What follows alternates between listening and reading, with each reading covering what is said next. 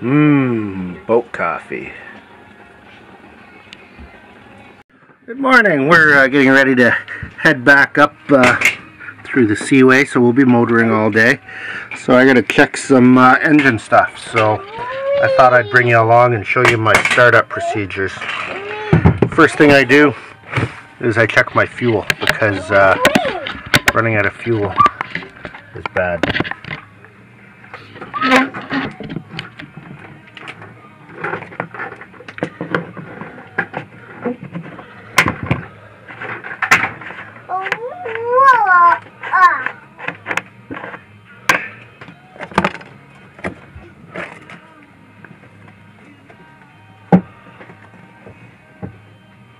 Lots of fuel. And you can't forget to put the fuel cap back on.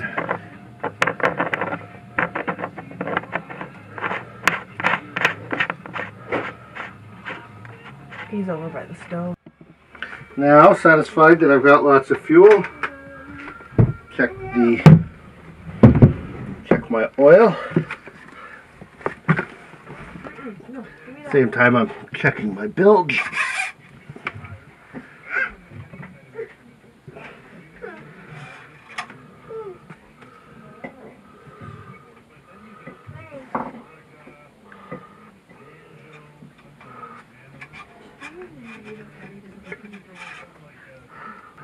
Oil looks good. Then check the coolant. I unfortunately can't check my coolant and oil from the same side, so I got to open up both sides of the engine compartment. But on the Plus, I can open up both sides of my engine compartment. It seems like it might be a little bit low. I'm going to add some coolant. And I use a funnel to add coolant. My buddy helps me. And of course, any work you do on your engine, you log it in your log book. So it's probably hard to read. I've said fuel okay, oil okay, add 1 quart of coolant. And of course, before you go anywhere, you want to check your steering. So fire up the autopilot. No practical way to check it in autopilot mode, but you can definitely check to see that the helm is responding by putting it in power steer mode and going hard over to hard over. Okay.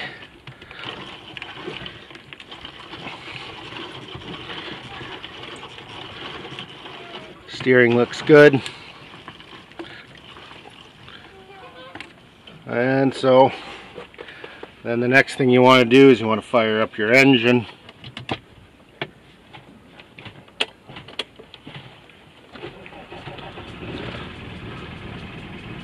Okay, that sounds excellent. And try it in gear. Boat moves. Reverse. Boat moves in reverse. You can shut that back down. Everything's working. And you want to make sure you got all your stuff that you're going to need in your cockpit. So I got 2 handheld VHFs. Big VHF is on downstairs. Your logbook. Binoculars, charts. I'm not going to bother with charts because I know this section of the river pretty well, and you know, it's a red and green in between, so no need for charts. Sleeping in the cockpit. Today we toured the Upper Canada Village. I would say it's an excellent pioneer village. I visited a few in Ontario, and the Upper Canada Village, it's big. They do a really good job of maintaining an authentic feel by disguising things like garbage cans and washrooms and that sort of thing, so they all blend into the environment. The village is a representation of a pioneer village in Upper Canada, so Ontario, Canada, in the 1860s. It was built as a result of the creation of this seaway that we're motoring up right now, the St. Lawrence Seaway. In in order to create the St. Lawrence Seaway, so you could navigate ocean-going ships up the St. Lawrence River, they had to flood vast amounts of land, flood portions of the St. Lawrence Valley so they were able to work around the rapids that naturally existed here. When they flooded that land, so many buildings were flooded, a lot of land was flooded, so they created the village with buildings that they moved as a result of the flooding of the St. Lawrence Valley in 1957. And I think it's beautiful. They did a great job of it. I would recommend a cruise to the Upper Canada Village to anybody with small children or even adults. It was just so interesting, especially for me. The most interesting part was seeing the mills and how they functioned using water power and steam power. I would suggest that visiting the Upper Canada Village by sailboat definitely adds to the experience, because in 1860 sail power was a technology that existed and was commonplace. So instead of taking a car and getting out of your car and entering the village and then getting back into your car, back into the 21st century, by arriving by sailboat, even though sailing can be difficult in this area because of the current and because it is fairly narrow, it does add to the experience. Especially cooking on a fire or an alcohol stove is what we cook on, and kerosene lighting and the nice wood finish of a boat really adds to the experience. Something of interest for those of you cruising with pets is Upper Canada Village is dog friendly. They're not allowed in the buildings, but you don't have to leave Rover at home or on the boat. Passing the town of Morrisburg upbound on the St. Lawrence now, between the force 4 wind that's right on our beak and the confused currents in the St. Lawrence, autopilot isn't keeping up, so I have to steer by hand. So that doesn't happen too often, so I thought it was noteworthy. One thing I never would have expected is that Basset Hounds make surprisingly good boat dogs. I think it's because they're so lazy. They just lay there and enjoy the ride. He's a bit of a hassle on the stairs, but aside from that, he's a good dog. We can sail from 9 o'clock in the morning, 5 till 5 at night, and he doesn't bug to go to the bathroom or anything like that. He just enjoys the ride.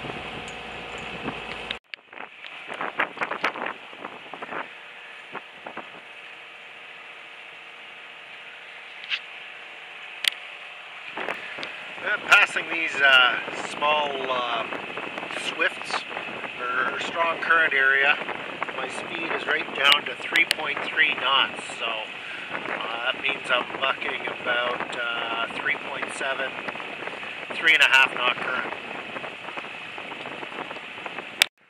The perfect combination, wind and current at your back. This is the third cruising sailboat we've passed with the wind at their back, and the first one we've seen with their sails up. Looking good.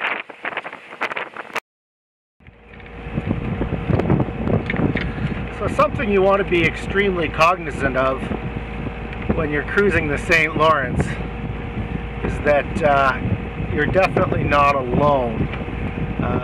There's large, very large, 700 plus foot ships that you're sharing the channel with, and although the collision regulations might suggest that in this situation I would have right of way because I'm being overtaken, Canadian law in fact says that a vessel under 20 meters in length shall not impede the passage, or I believe it says endanger the navigation of a vessel over 20 meters in length.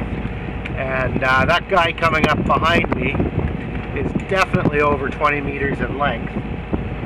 So what I do is I scoot over to the edge of the channel, outside of the channel if I can, but right now I can't because I got shallow water to starboard. In fact, see the shoreline.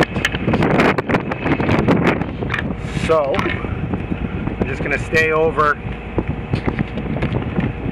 as close to the edge as I dare, and you'll see in a second that there's also a downbound vessel that this guy has to meet. So this is a very busy meeting situation that you would not have in most navigational zones, I suppose. I know that the St. Lawrence isn't the only one, but this is pretty tight.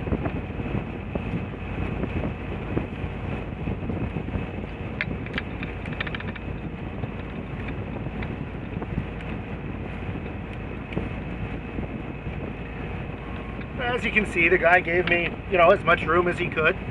He was actually probably closer to the downbound vessel than he was to me, probably because he trusts the skill of the other,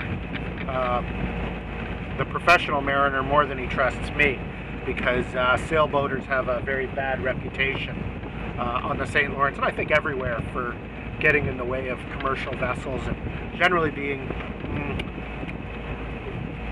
unaware of their obligations.